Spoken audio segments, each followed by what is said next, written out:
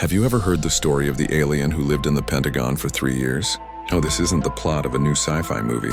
This is the alleged true story of a being from Venus named Valiant Thor. The story begins on a cold March morning in 1957 in Alexandria, Virginia. A flying saucer, smooth and silver, reportedly landed in a field. From it emerged 3 beings. One of them, who would later be known as Valiant Thor, was met by police officers. He didn't resist. Instead, he had a simple request. He wanted to speak to the President of the United States. Within an hour, he was supposedly whisked away to the Pentagon, and that's where things get really wild. According to believers, including a former government consultant named Dr. Frank Stranges, who wrote a book about it, Thor was a humanoid alien. He looked human, but with a few key differences. He had 6 fingers on each hand, an oversized heart, 1 giant lung, and copper-based blood, kind of like a Vulcan. And get this, he claimed to have an IQ of 1200 and a lifespan of nearly 500 years. For the next 3 years, from 1957 to 1960, Valiant Thor was allegedly the VIP guest of the US government, living in a special apartment inside the Pentagon.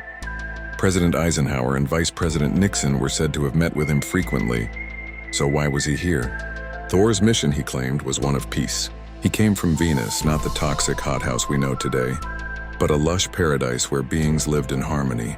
He was here to offer humanity a path forward, a way to eliminate poverty, sickness, and war through advanced spiritual and technological wisdom.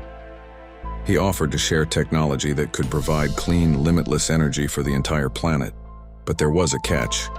His proposal required humanity to disarm its nuclear weapons and embrace universal peace. The military leaders, deep in the paranoia of the Cold War, were skeptical. They saw the potential military applications of his technology, but they couldn't stomach the idea of giving up their power. They feared that accepting his help would cripple the economy and leave them vulnerable. After 3 years of failed negotiations, a disheartened Valiant Thor realized his mission was a bust. On March 16, 1960, he said his goodbyes and was taken back to his ship. He dematerialized and vanished, leaving behind only his incredible story and a few grainy, controversial photographs.